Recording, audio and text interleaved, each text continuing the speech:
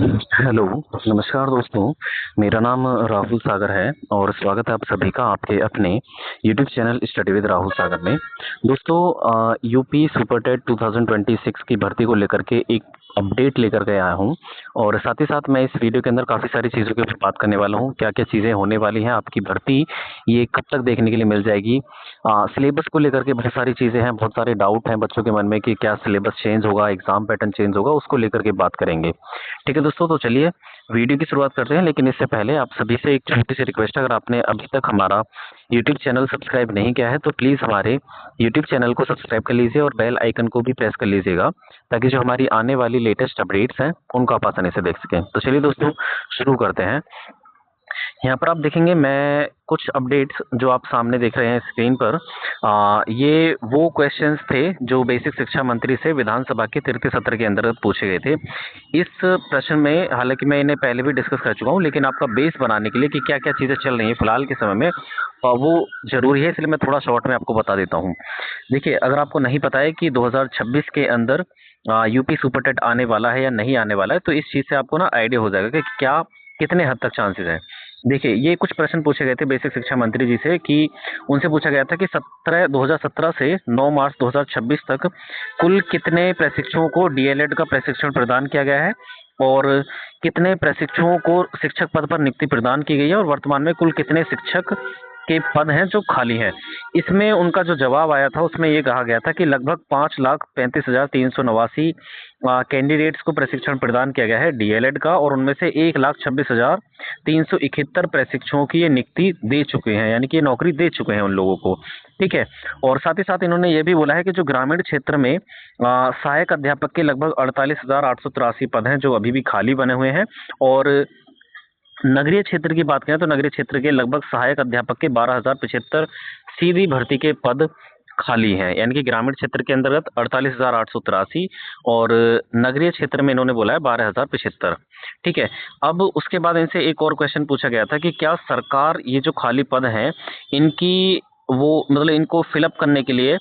इनकी तैनाती करने की योजना बना रही है या नहीं बना रही है, या बनाएगी कि नहीं बनाएगी। तो इनसे इन्होंने ये सीधा सीधा बोला गया था कि इनके द्वारा कि नगरीय क्षेत्र के जो सहायक अध्यापक हैं उनके लगभग 11,508 पदों पर सीधी भर्ती के लिए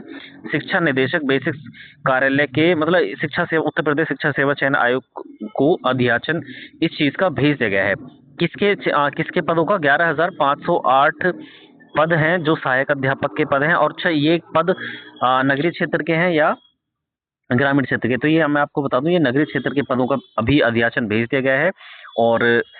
अभी फिलहाल में अध्याचन प्रेषित किया गया है। वैकेंसी के नोटिफिकेशन को लेकर के अभी चीजें नहीं हुई है फिलहाल, केवल और केवल अभी नगरीय क्षेत्र के जो रिक्त पद हैं उनका ही अध्याचना भेज दी गई है। लेकिन सवाल ये है कि अभी जो है अगर आप डेटा उठा करके देखोगे तो नगरीय क्षेत्र के अंतर्गत भी लगभग 15,000 के आसपास पद रिक्त हैं, और इन पदों में केवल और केवल 11,000 ही कुछ कैंडिडेट्स की अध्याचना भेजी गई है, और बाकी के जो पद रहेंगे वो क्या अभी भी जिस तरीके से उत्तर प्रदेश की शिक्षा व्यवस्था के अंतर्गत जो कम टीचर्स के होने पर ही जो व्यवस्था चली आ रही है, क्या वो भी अभी तक रहेगी नगरीय क्षेत्र के अंदर। और नगरीय क्षेत्र की बात हो रही है, ग्रामीण क्षेत्रों का तो अभी डेटा भी नहीं आया है। ग्रामीण क्षेत्रों के डेटा की भी, यानी जो 48,883 जो कैंडिडेट्स हैं या रिक्त पद है शिक्षा के, उनकी अध्याचना भेजने की जो है वो तैयारी शुरू कर दी है। अपडेट तो ये है फिलहाल के लिए। ठीक है, उनकी भी मतलब प्रोसेसिंग हो रही है। आपने देखा होगा, ये मैंने आपको चीज बताई थी, एक सेकेंड, इसमें देखेंगे आप, ये शिक्षकों के जो 11,508 रिक्त पद हैं इनका तो अध्याचन ई पोर्टल पर अपलोड हो चुका है, और करीब 30 वर्ष के बाद ये नगरीय विद्यालयों के लिए मिले हैं अध्याचन। आप देखोगे तो नगरीय क्षेत्र के अंतर्गत जो 11,508 पदों पर जो अध्याचन भेजा गया है, ये 30 या 33 वर्ष है, 33 वर्ष है अगर हम एग्जैक्ट वर्ष की बात करें तो 33 वर्षों के बाद ये भर्ती आ रही है, या इतना अध्याचन भेजा गया है नगरीय क्षेत्र के अंतर्गत। ठीक है, तो आप अंदाजा लगा सकते हैं कि किस हिसाब की शिक्षा व्यवस्था चल रही है यूपी के अंदर। हाँ, ये पढ़ने वाली जो चीजें यहाँ पर ये है कि साथ ही ग्रामीण क्षेत्र के जो विद्यालयों के लिए 48,000 पदों का अध्याचन अपलोड करने की तैयारी चल रही है, यानी कि अभी भी तैयारी ही कर रहे हैं। पता नहीं कब भेजेंगे, कब अध्याचना भेजी जाएगी या नहीं भी भेजी जाएगी, बाकी का भर्ती के लिए मैं आपको बता देता हूँ, भर्ती आपकी आने वाली है, ये सच है। क्योंकि जब विधानसभा के अंदर भी सारी चीज़ें उठ रही हैं और डेली डेली जब ये न्यूज़ में भी आ रही हैं चीज़ें, तो आप ये सचेत हो जाइए। जितने भी कैंडिडेट्स हैं जो यूपी में प्राइमरी टीचर बनने का सपना देख रहे हैं, तो आपका इंतज़ार इस साल ख़त्म होने वाला है। आपको जल्द इसका नोटिफिकेशन देखने के लिए मिल जाएगा, क्योंकि चीज़ें बहुत फॉरवर्ड हो चुकी हैं। आपने इससे पहले लगभग 6 से 7 साल या उससे ज़्यादा का समय बीत चुका है। अब तक इससे पहले कोई भी चीज़ें नहीं सुनी होगी इस तरह की, जिस तरीके से अब फिलहाल में यूपी सुपर टेट को लेकर के सुगबुगाहट चल रही है। और बात करें हम अदर जैसे यूट्यूब चैनल जो है वो कह रहे हैं कि भर्ती नहीं आ रही है या अलग-अलग तरीके के क्वेश्चंस उठा रहे हैं। उन सभी से मैं ये कहना चाहता हूँ कि आप को नहीं लगता कि अगर भर्ती नहीं आ रही है तो आप सभी बैच क्यों लॉन्चेस कर रहे हो? आपने देखा होगा काफ़ी सारे टीचर्स हैं वो इस ये जो खबर है, हालाँकि ये ऑथेंटिक खबर है, जो चीज़ें चल रही हैं फिलहाल में, ये जो विधानसभा के अंदर जो आपके